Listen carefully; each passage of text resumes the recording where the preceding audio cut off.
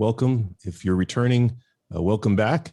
If you're new to the forum, we are so glad to have you and look forward to some awesome conversation this morning on an important topic. I'm Marlon Hardy. I'll be your host today, and I'm going to be joined by three co-facilitators that I know you will enjoy talking with. Remember, this is a community event, so not meant to talk at you, meant to talk with you to stimulate conversation and talk about some important angles on the topic that means something to each one of us. To kick our meeting off, I'd like to hand off to the CEO of Arquette Global, Mark Hamill. Mark? Hi, everybody. Thank you so much for coming today. I just want to briefly run through some information on the awards. These community events are run alongside the program, the North American Customer Centricity Awards, and we're coming up close to our entry deadline on June 3rd. We're looking for the best stories on customer digital employee experience, so we'd love to have you there, and I hope you enjoy today, and I'll hand you back to Marlon. Great. Thanks, Mark, so much. Well, as I mentioned, I'm joined by three co-facilitators this morning that are experts in the field, co-practitioners that I know you will enjoy speaking with. We're going to talk about a topic today that I think is on all of our minds around employee experience. So to get our conversation underway, let me introduce you to Bob Azman, Jill Raff, and Mary Drumond.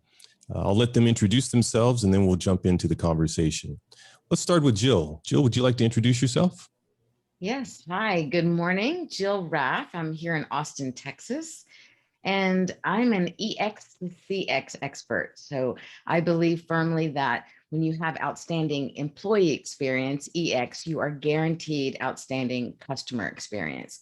And I help businesses create a culture of cohesion, collaboration, so that ultimately they will have decreased retention while increasing their revenue, ratings, repeat customers, and retention, of course, along the way. Awesome. Welcome, Jill. So glad to have you. Thank you. Thanks. Appreciate that. Mary Drumond, would you like to introduce yourself? Yes. Hi. Mary Drumond here, speaking from Atlanta, Georgia. I am the Chief Marketing Officer at Worthix, which is a startup that has an amazing platform that is able to explain customer decisions to organizations. So we have some really cool technology, AI, the works, and through a conversational model, we're able to extract insight that truly impacts the decision customers make. And we also have an employee experience model that's in development, where we'll be able to tell organizations what is it that drives employees to want to continue to be with the company, or I guess we can call it churn, when they go to your competitors, go to other organizations, or just plain leave you. So the intent of what we do is to explain decisions, whether they be customer decisions or employee decisions. Awesome. Look forward to hearing your perspective too, Mary. Thank you. And then Bob, please introduce yourself. Thanks, Marlon. Bob Azman, coming to you also from Austin, Texas today. I own a small boutique consulting firm, and we focus on CX strategy, sales and service design, specifically for contact center and customer service operations. And then very closely associated with that, talent development. Worked as a CX practitioner for many years at large organizations such as Thomson Reuters, Deluxe Corporation, Carlson companies. And now I'm also an adjunct professor at the University of Minnesota Carlson School of Management and Rutgers University School of Business, teaching customer-centric management, global operations. And I have to put a plug in. I see Tom DeWitt is with us today.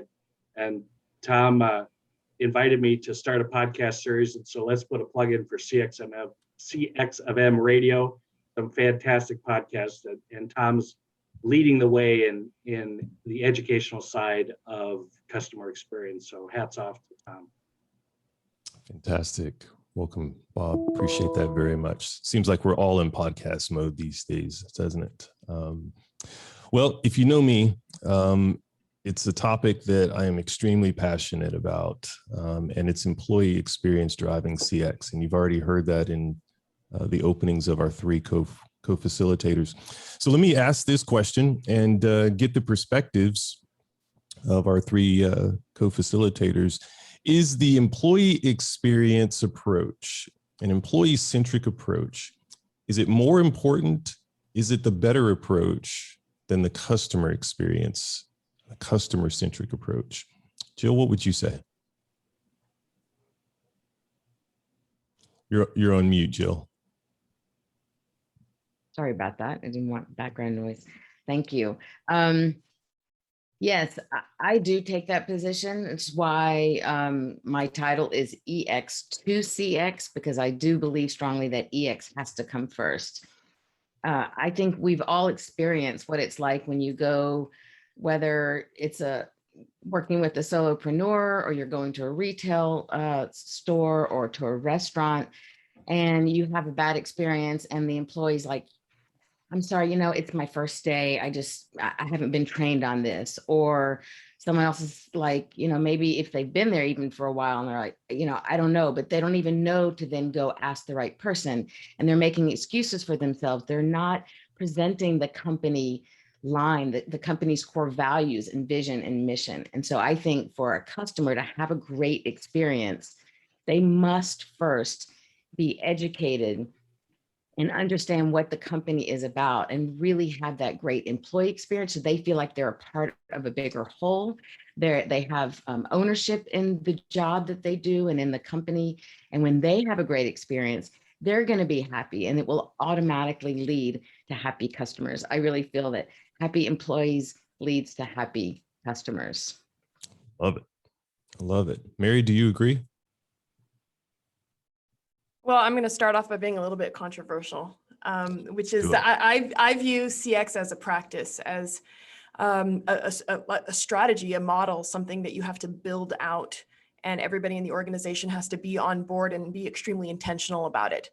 And while I think that is absolutely essential to any business nowadays, I don't know if employee experience with the same intentionality is essential to provide good customer experience. I do agree that your employees have to be satisfied to a certain degree, and it has to be worth it to do business or continue working with that organization in order to provide customers with good service. But I'm still on the fence about whether EX as a practice is essential to good customer experience in organizations. But I'll let Bob say some words and then I'll throw some more controversy in there later on. I love it. I love it. Bob, what do you say? Oh, sure, Mary. You want me to be the peacemaker? Is that what you're suggesting now? It's funny. That was my approach when I first heard the title. I said, you can't put verses. It's not one against the other. And so I kind of describe it as they're co-equal branches of an organization. They're so interdependent on one another. And I love Jill's comment about happy employees make happy customers. And we've said that for years, right? But I think the challenge is it's so much more complex than that. The world of employee engagement, who we hire, what behaviors we're looking for, what profiles we're looking for, all has to align to the culture of the organization and ultimately the experience that the brand represents and that we want for our customers. So from my viewpoint, they're equal, and I don't know that one trumps the other in terms of its importance. But so I'm playing the peacemaker for a moment anyhow, until Mary makes another controversial statement. Yeah. It's coming. It's coming. I agree with you, Bob. I agree with you, Bob, that they're equal, but I'm just saying in terms of timing, I think that you first have to really have worked in the inside and have great employee experience and have them be happy with their job in order to deliver that great customer experience. I agree that they are 100% two parts of the same whole. Okay, so now let me jump in, because so quickly, employee experience, customer experience can become a nebulous term, just like digital transformation. So let's step back for a second. What is employee experience? Bob, what would you say? Well, my view of employee experience, it starts at the beginning, just like we look at customer experience. It starts with when an employee is looking to be employed by your organization. What's their impression of the organization? What's their impression of the brand? what is the value and vision, mission, and values of the organization. And it starts at the very beginning about how you're recruiting them, how do they feel during the interviewing process, the onboarding process, the training they get, the ongoing career path, the skills that they learn throughout the time that they're with you. Are they staying with the company? To me, that, what kind of activities do they have within the organization to advance the engagement of employees? To me, it's end to end. And it's not just about what are we doing to reward them from an incentive or pay standpoint, but it's the entire package that we provide to the employees to have an experience with our organization, to stay with us for a long period of time and say, this is the greatest organization, I don't want to leave. I love that, Bob. Thank you. Mary, do you agree? Yes, it's hard to disagree with that. But I do feel like there are a couple of elements that need to consider. Number one is, I think that people start observing your brand even before considering working with you, especially if you're a big brand that has some sort of presence in the media or online. So I think that companies need to be aware, and most are, the good ones at least, of the messaging that they're putting out and actually targeting future employees in their media efforts, because people are always watching. And what we have now is a generation of, we have a millennial workforce with the up and coming Gen Zs. And I can't say this enough. These new generations, and I include myself in this equation, we do not tolerate the workplace of the past. We do not tolerate a workplace that is a prison. We spend 8 hours of our day, more time at work than anywhere else. If we don't feel fulfilled, if we don't feel free to bring our authentic selves into the workplace every day, then there is no way we're going to continue with that organization. Now, that might not be a problem if you have an employee that's not really essential to your business, but the good ones, the really productive ones, the rock stars, they feel the same way. They don't want to work in a place where their voice isn't heard. They don't want to work in a place where they feel they can't dress the way they want, they can't express themselves the way they want, where they don't have freedom to be perceived regardless of their gender, sexuality, religion, etc.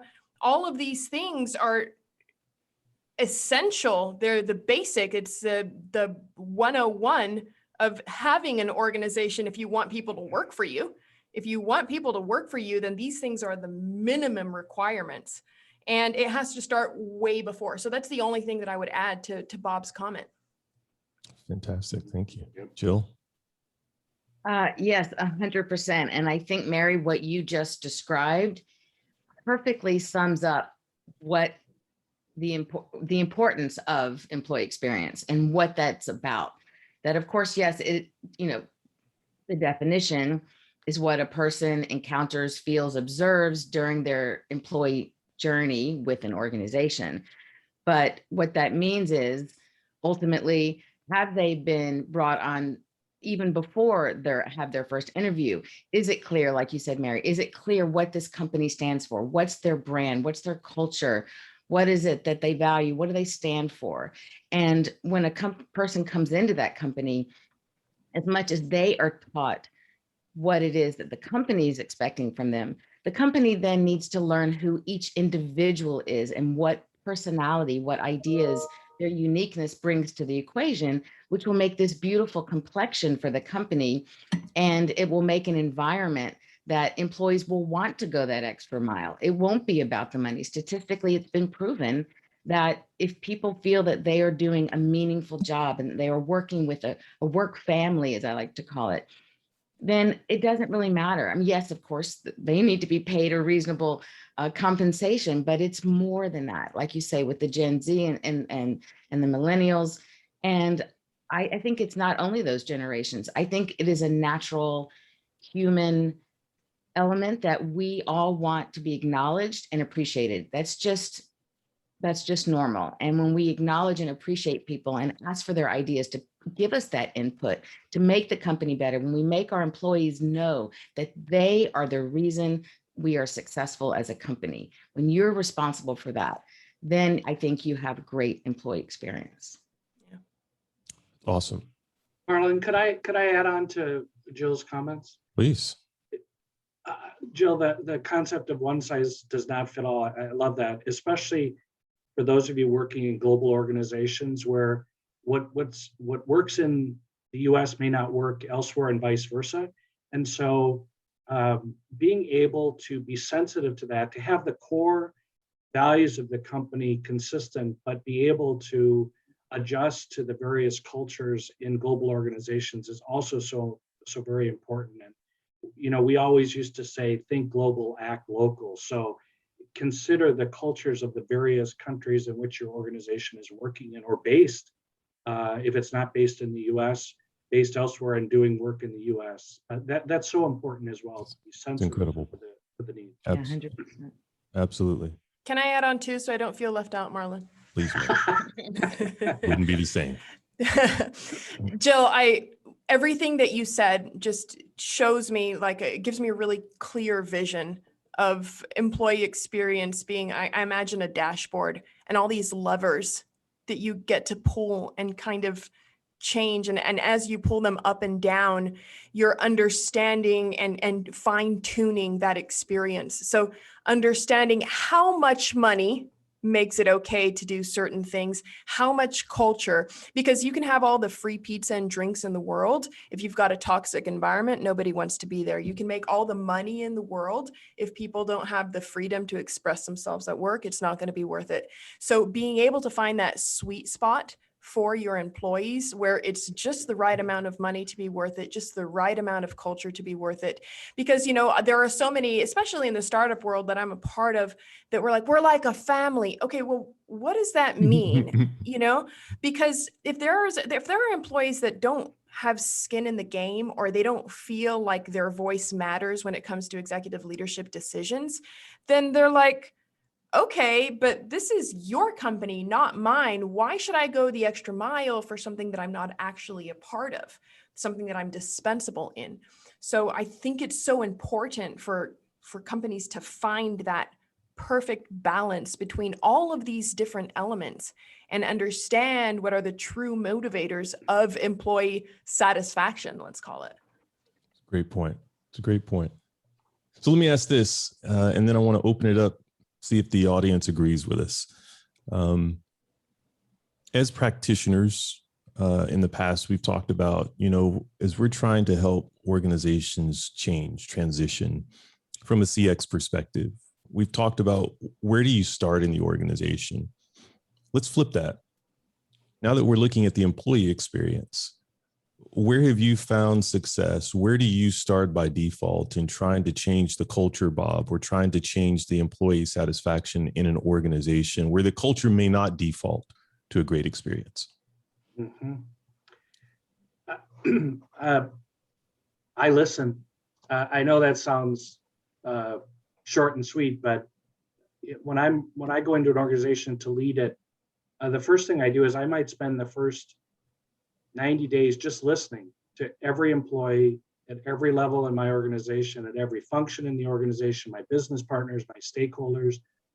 What are we doing well? What aren't we doing well? Not just from the customer experience, but from the employee experience. What motivates people? And what I've found, Marlon, is that themes begin to emerge when you do that listening and engagement, rather than coming in and saying, hey, I've got the prescription to solve all the problems in the organization. Let's listen to what it is.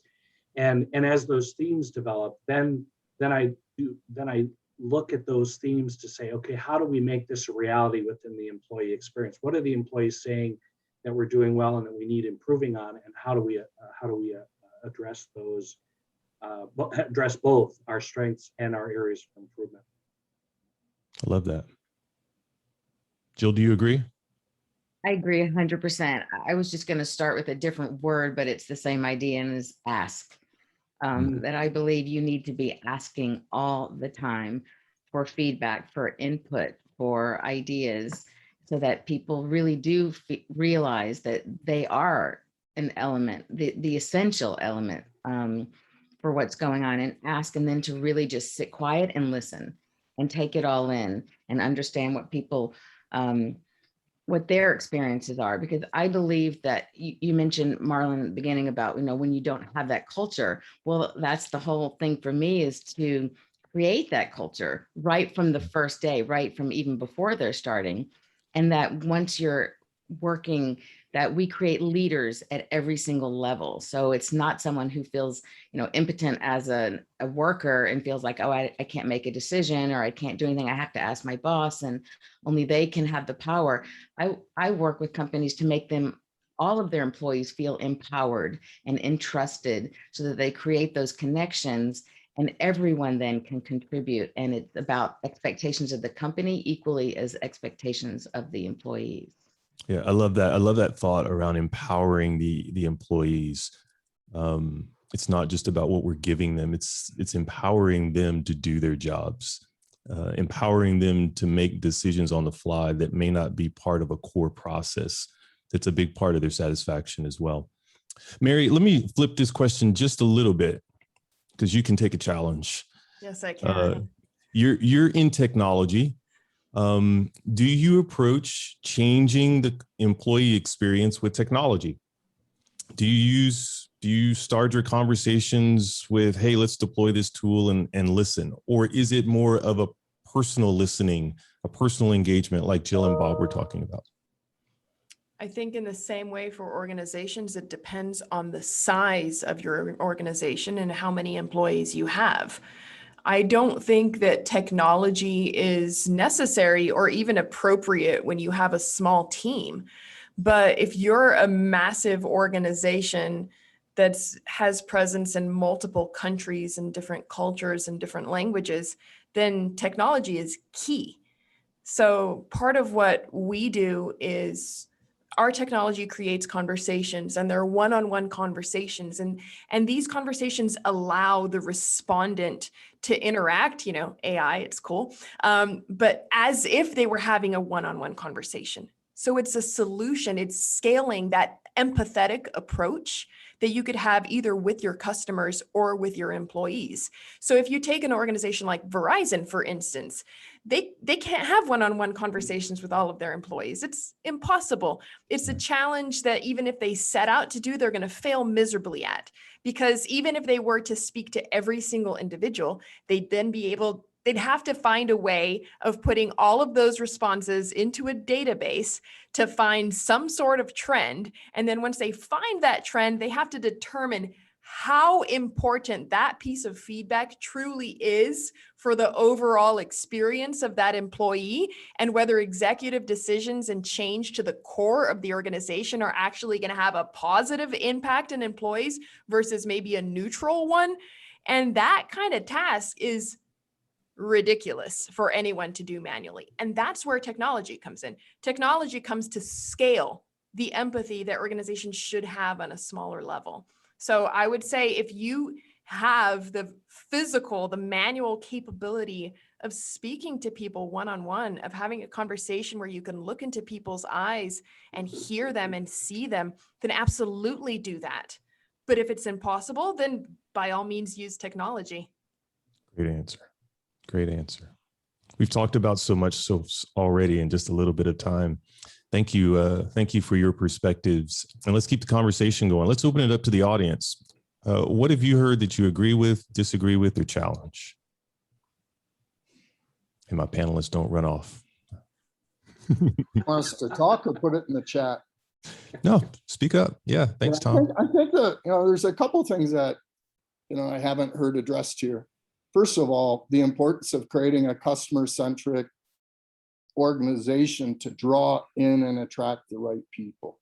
So, if I'm going to put one before the other, I'm going to put that before the employee. I think that the employee, if you're a truly customer-centric organization, you're also going to be an employee-centric organization who's going to create a positive customer experience. The other thing that I noticed in the conversation that wasn't addressed is the difference between employee experience and employee engagement. They're not the same thing, but they're both really critical. So, managing that experience effectively is really critical to positive employee engagement. And if you look at different models of engagement, which in fact, I just had one on my screen here. oh, where did it go? From Ipsos about engagement. And their model proposes 3 dimensions. Loyalty, so the individual's relationship with the organization, involvement, their relationship with their job, and alignment, which is their relationship with management.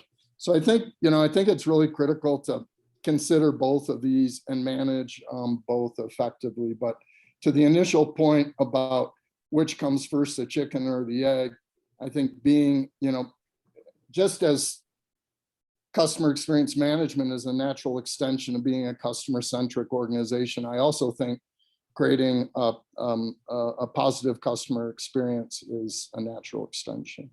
And all the research out there has demonstrated that people are more drawn to customer-centric organizations. They're more fulfilled, they're more satisfied. So if I'm going to have one before the other, I'm going customer-centric. Great observation. Thank you. Hi, Anybody I'm else? Jennifer, and Good morning, Jen. I'm pretty new to the group. I Welcome. have to share that I'm a tail end baby boomer, and I feel almost obsolete, but I have a plan. So I recently took a class, The Path to Moral Leadership. I've worked for companies, large companies, global companies, Toyota, United Airlines, Carlson Bagley Travel. My background is in corporate travel management. I do believe it starts with the internal customer and within the organization. And I have focused on the fact that I've had to leave my companies, but I've reflected on those times when I've been there. And I plan to be a moral leader in an immoral world. And what I see right now is so much going on that has been hidden. And I like what Josh commented, where he said, I'd be very concerned about those organizations that think of themselves as families. There's a lot of hidden things, a lot of things that aren't addressed. I am right now getting ready. I've been working with other travel managers to address duty of care. There's a lot of conversation about tourism as the economic gateway to recovery, but I see it as an economic gateway of recovery to human trafficking as well. I've spent 11 years volunteering my time to address this issue. It's been very tough, but it's very hard to engage within an organization when the employees themselves don't see what's going on in the world. And to be a good customer, to focus on the customer, I think it's the end customer as well. The duty of care responsibilities to be a moral leader and responsible to be, not harm anyone. That's what I think. So I'm sharing that and I'm going to stop. No, welcome to the group, and an awesome perspective, and kudos to you to be devoted and committed to such a highly elevated mission. Appreciate that perspective from the travel industry as well, but totally agree with you. Thank you. Thank you very, very much. Josh, I see a nice comment from you, kind of to Jennifer's point. You want to elaborate? Yeah, no, I mean, I've just had some mixed experiences at some places where they talk about family and whatnot, but I think it is a great point to Jennifer's discussion where you really need to support your employees to make sure that they feel indeed that support.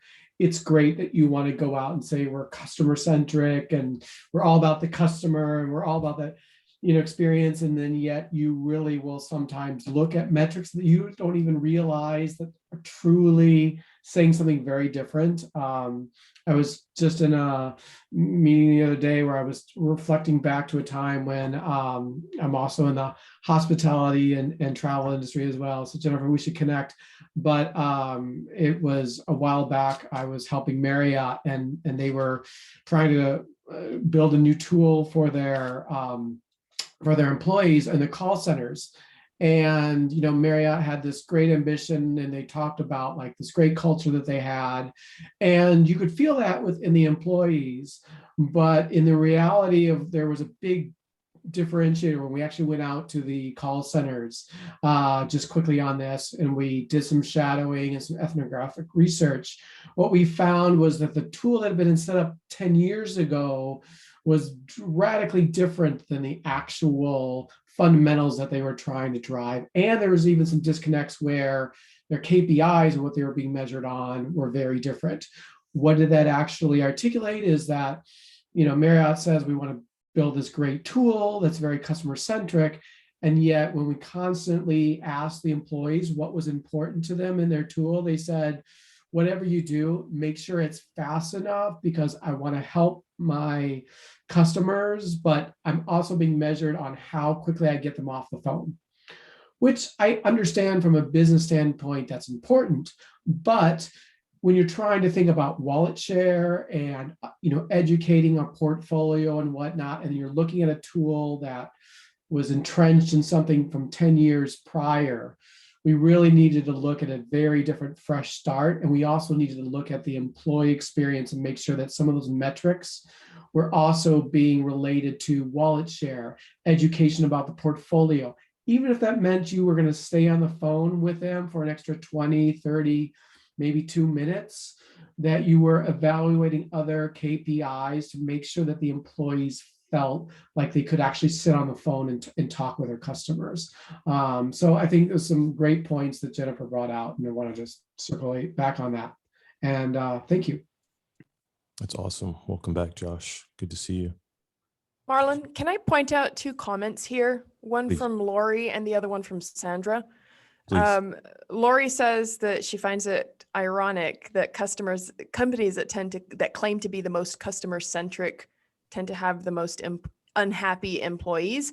And a wonderful example of this is Amazon, who is fiercely customer centric, and they are known all around the world for having the very worst employee experience.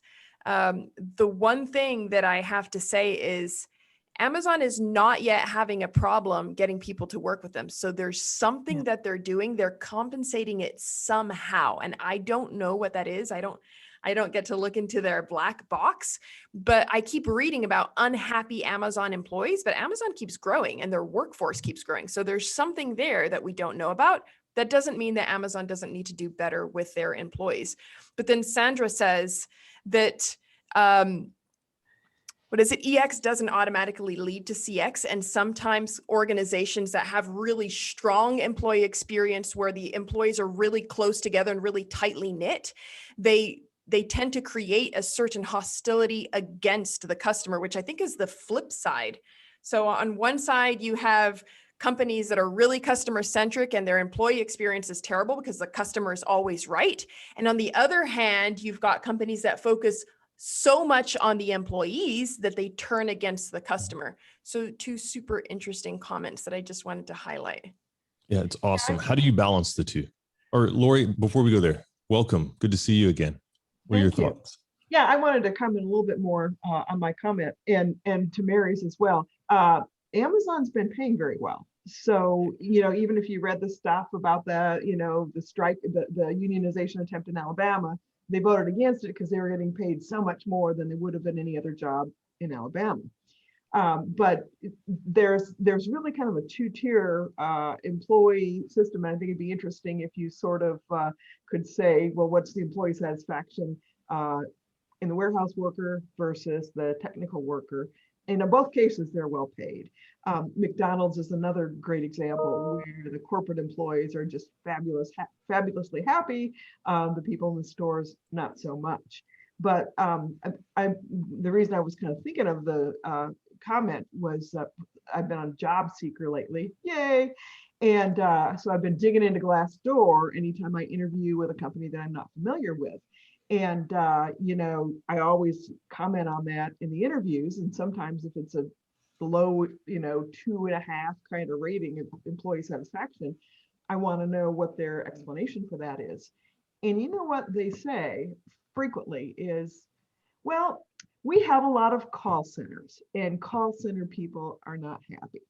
So I'm like, okay, how can you say you're customer focused when your customer facing employees are what drag down your ratings? Yeah, it's pretty fascinating, isn't it? And yet I would say it's not uncommon. That's extremely common. Jill, what would you say? Yeah, I just want to build on all the pieces that I'm hearing here too. And Lori mentioned McDonald's. So actually, that is my background. My parents and grandparents opened store number 150. So they were in the early days and really with Ray Kroc's true vision and his values. And ironically, right now, actually, McDonald's, several operators are my clients as well. And we're working on some of the things that y'all talked about, with them feeling important and them engaging.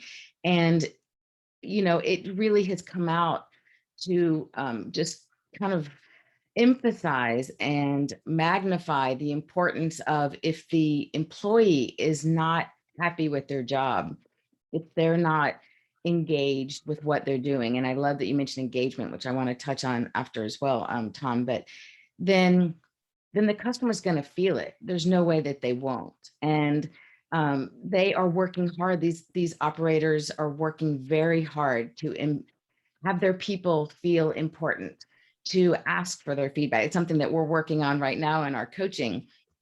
But it is, when you have a franchise or a large organization, as you mentioned, Mary, I'm reading the comments too, and people are like, well, I've had this experience. And when they say that they're this, they tend to not be. Well, that's why practitioners like ourselves are so important to go into these companies to have them be what they say, right? It's not okay to just put a plaque on the wall and say, these are our values, but to really integrate it into the three foundations of my process is called the Inside Out framework. So I forget who it was. Jennifer, I think you said you believe it starts from the inside. I agree 100%, which is why it's the Inside Out framework. But the foundation really of that is my 3E formula, and that's educate, engage, and entrust. And first is educating them on their core values, the vision, the mission, and making sure that everyone is on board. And you don't just bring in people who maybe even have a great resume. They have to really be on board with your values and the character. You can train and teach someone anything once they're in alignment with that. And that alignment is so key. And then, of course, engagement. And it's engaging with them, showing them the behavior you want to see from them with your end customers. I'm interviewing people who worked with my dad, who unfortunately passed away 27 years ago, quite young, but people who were with him since they were 17.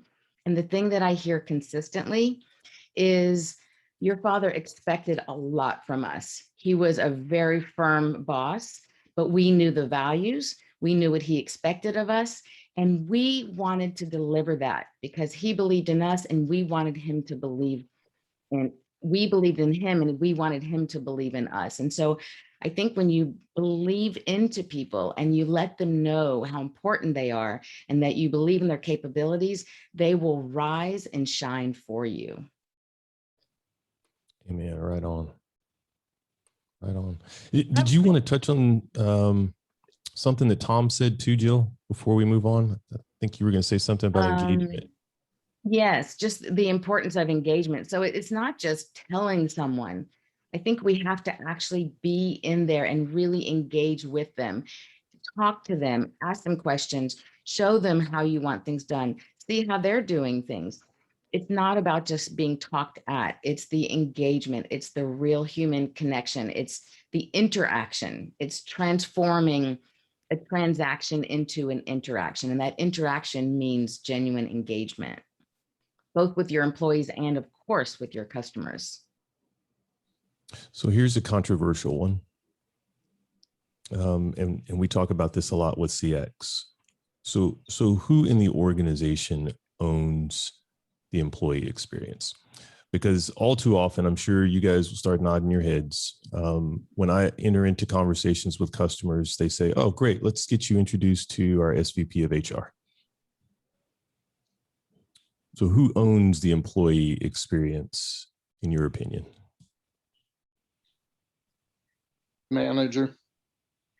Yeah, I'm tired of employee issues being relegated to HR and management absolving themselves of the responsibility. People don't generally quit their job because of how they were treated by HR. It's how they were developed or not developed and treated by their immediate superior. So. Thanks, Tom. Appreciate that. I kind of agree with Tom, but I think also it comes from the top. You have to have a driving factor from the C-level, and that has to be pushed downward, and that's going to really be the guiding light. looking at like the Army, when I was in the Army as an example, the NCO creed, the core mission is we will always take care of our soldiers. We will always place them above our own priority. And if that buy-in starts at the top, that our employees are the most important, you get a whole different perspective on that. I would go Thank you, Mr. further and Shields. say it's the CEO. I think that the CEO has to be responsible for the culture and for determining what the values are. And of course, day-to-day tasks can be delegated, especially in large organizations. But if the CEO isn't the greatest driving force behind the culture of the organization, I think it's going to fail. I would agree with that 100%. And I think our biggest challenges with CEOs is that they feel like they have to have a response for every question or a direction. When I look back at either people that have managed me and you know, bosses that, you know, I've worked with, I think some of the greatest ones that I've ever worked with, when I really look back, is ones that just asked me questions. They asked the questions of why, what, where, and from that, they were trying to have a better understanding of what was happening and where were the root causes, versus constantly just sort of coming in and saying, well, we have to do this or we should do that, without any real like lens about and empathy about what was actually happening. And that's where then you build better leaders, because truly the ones that are great at the top are the ones that are not going around and telling people what to do. They're asking the right questions, and they're trying to get, you know, a better response based on a context of what people are saying around them, and not just hearing it just from the C-suite, which, you know, sometimes will feed them a lot of, you know, mistruths. You know, really going out and actually listening to the employees. You know, I saw that, for example, at United Airlines, where you had Oscar Munoz really change the culture a lot when he came into board, where he actually went out to the airports and spoke directly with the employee teams out in the field. And he was really just, he's always been this really great guy that just wanted to always ask questions. And I think he's been very pivotal to turning that organization around, even in light of all the challenges that airlines have from time to time. He's been an instrumental force at that point. But don't you think, you know, all this discussion around the CEO and the C-suite, you know, what about, you know, to Jacob's point, and I'm sure this existed in the military, what about creating accountability? You know, because I've worked with some organizations too that had a really great mouthpiece at CEO, but there wasn't a whole lot of clarity about what that meant in terms of managerial expectations and employee expectations. So, you know, I come back to my point. You know, you can be a frontline employee and you might have a great CEO, but on a day-to-day basis, you're dealing with the environment that you're surrounded in. You know, it's your peers and it's the person that you report to, and they can make your life incredible or they can make it really miserable. So I think, you know, the whole thing is, and kind of comes back to customer centricity, is to what extent is the organization helping every person in the organization understand their role in delivering on the needs of the customer and making them feel good about it, right? And supporting them in that role. So, but I'd love to see a lot of that responsibility taken away. You know, it's funny because you start talking about any employee issue, all of a sudden HR perks up their ears. But you know, it's got to be, to me, it's, you know, it's also distinguishing between leadership and management, right? It's being an effective leader, honestly. So I feel it's management's responsibility and having effective leadership skills. With that, I'm going to shut up for a while. Tom, I could totally relate to what you're saying. One Monday morning a few years back, we got a memo from the CEO of our company, and he said, effective immediately, we will be a customer-centric organization. Thank you very much. and we're all standing in the good old days when we stood around coffee machines, you know, and gossip. We said, was he in Aspen, you know, for one of those CEO getaways in the mountains? Did he see, you know, did he see the light? And what happened is nobody knew what that meant. Nobody knew what behaviors we needed to change, what we were doing wrong. It almost stifled the organization for a period of time because we didn't know if we were right or wrong in what we were doing. And a lot of us thought we were customer focused. And all of a sudden we thought, well, maybe we're not. And I'll just tag on to something Jim Bass was saying too, is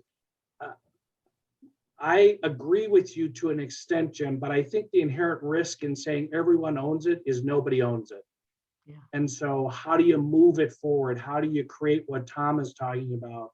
And so absolutely, we all need to own it, but what's the roadmap? What do we need to make it happen? And I think that was absent in the CEO's note and could be absent if we think everybody owns it. So now I'll be quiet as well. Josh, I see your hand. I thought I saw your hand. Yeah, sorry, all I have to drop, but just thank you all for this. This is great. Good to see you, Josh. Take care. Have a good one. Take care, everyone. See you again soon. Yeah, Hey, I know I said I promised I'd shut up, but I think if you look at the stages of the employee experience, I think it's really interesting to, you've got this there's a recruitment and the onboarding process.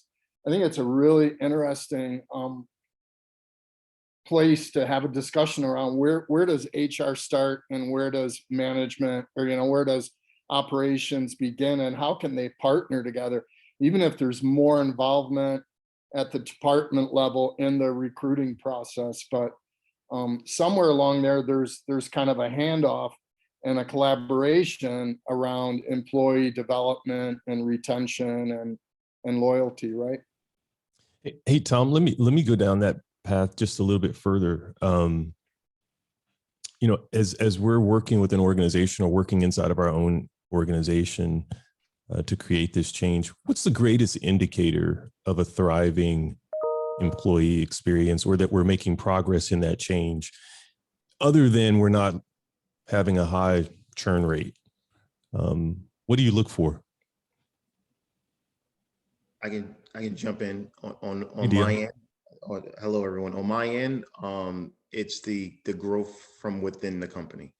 Anytime positions are opening, we are able to fulfill those positions from within, as opposed to having to go outside of the company.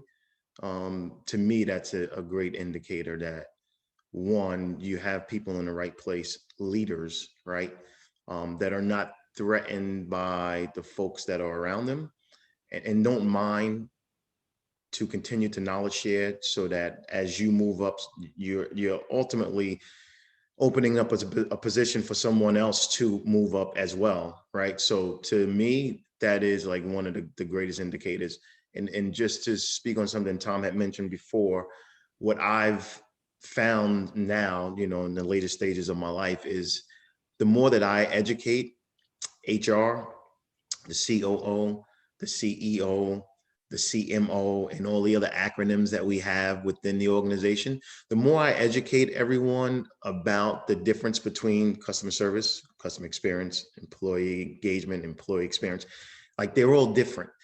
And it's just like if you sit down and you ask 7 people at a table, what does AI mean? You're going to get 7 different answers.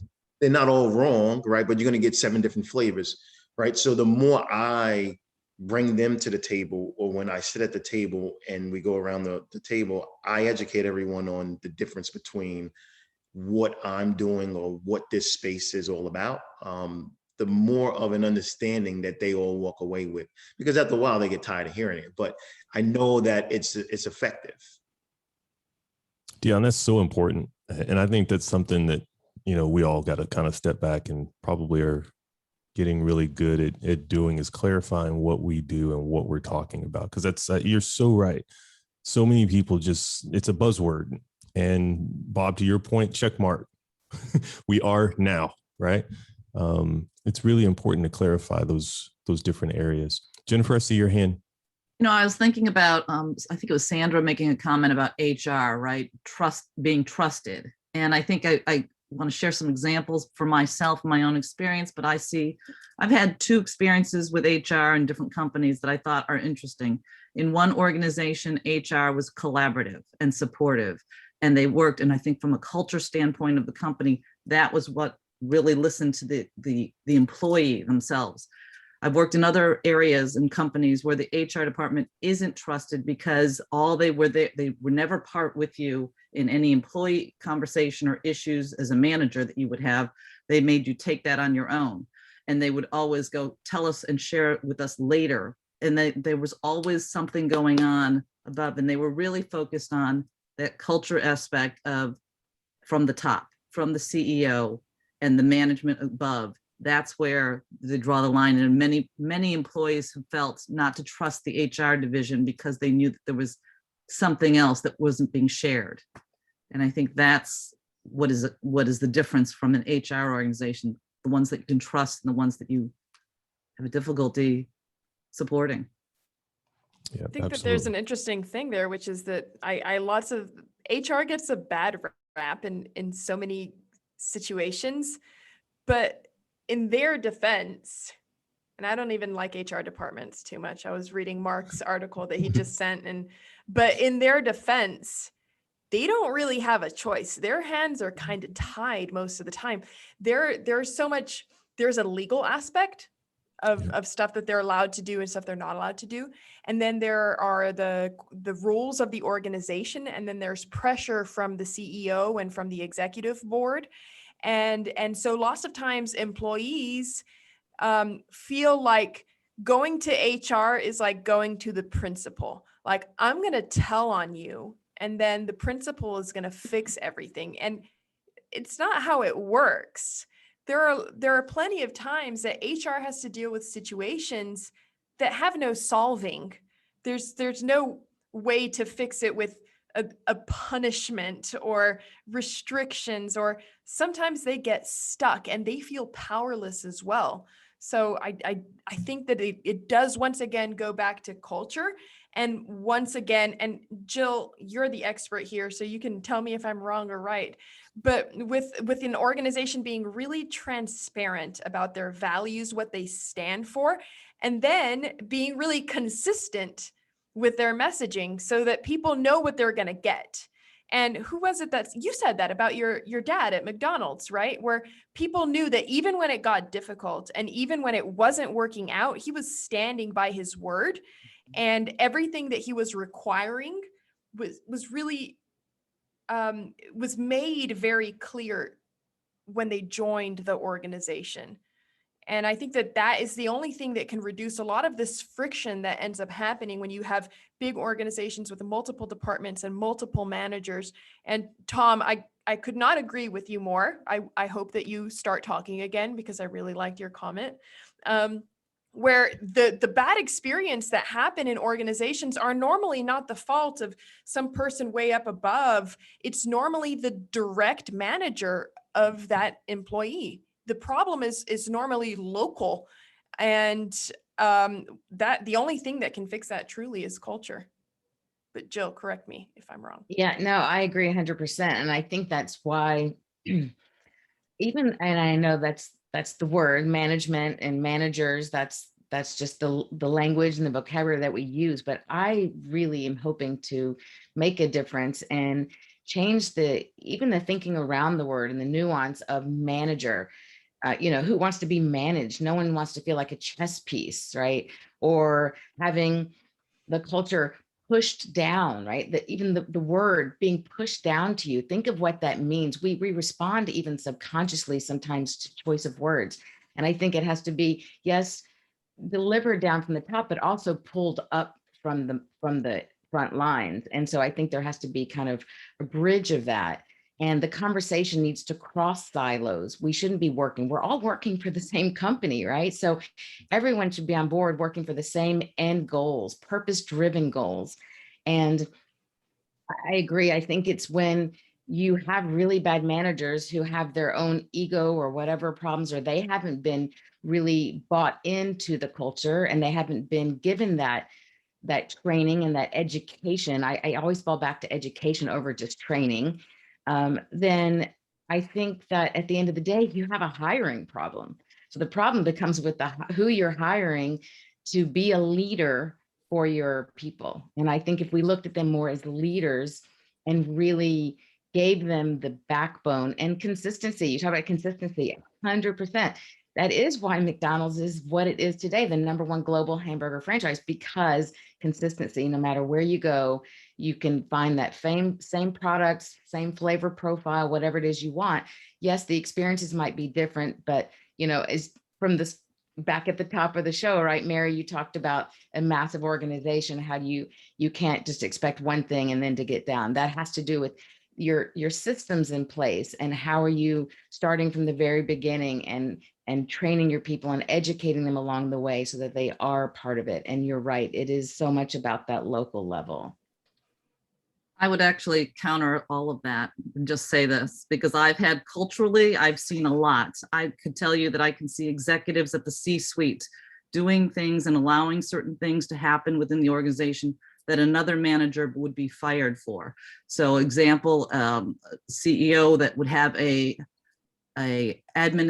administrative executive who was embezzling from the company using the corporate card of the executive, but nothing was said. It was just kind of hush hush. Then you've got a scenario where I'm going to say this world leads to the situations of Jeffrey Epstein's and Harvey Weinstein's and all of them being able to continue doing what they're doing. I think, again, there needs to be more of a challenge within the organization. It is the culture from the top, and how everything happens. And the HR division, unfortunately, is the middleman at times, caught in the middle, having to focus on how to lead indirectly from what the culture at the top is pushing down. Hey, Mark, final comment, Mark. You're on mute. I want to hear you. Still early in the morning for me. So the idea of unwritten ground rules. I had a guest on show this week, Steve Sanders. He was talking about unwritten ground rules. How do you uncover those, and how do they impact an organization? Sounds like some of the things you just touched on, Jennifer, as well as Jill, that there's stuff that's not codified or known. It's just not, it bubbles up from the surface. Like, it's a sacred cow to talk about the CEO's assistant using the card, right? That's an unwritten ground rule of types. The question to get to that we discovered or was shared with us on the call was, around here, we do things this way. Around here, it would be done like that. Around here, they treat employees like this. So try to uncover those unwritten ground rules, and then at some point address those things in a more formal stance. Say, hey, look, we wrote this HR guide 5 years ago, but this is really the issue over here, is this sort of unwritten ground rule that's kind of eating us out from the inside. That's a great point, Mark. Here's the great thing. What we are doing as a community in our organizations and our customers is so necessary. And there's a lot of work to get done. There's a lot of education to continue doing. And I just want to thank all of you for your attendance today. Our next session will be the end of May.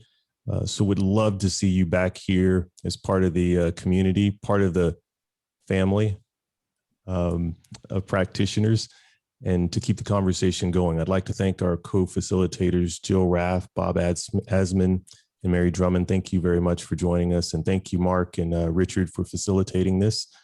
We hope you have a great weekend, and we'll see you on the next one. Take care. Thanks, everybody. Thank you. Thank you. Bye.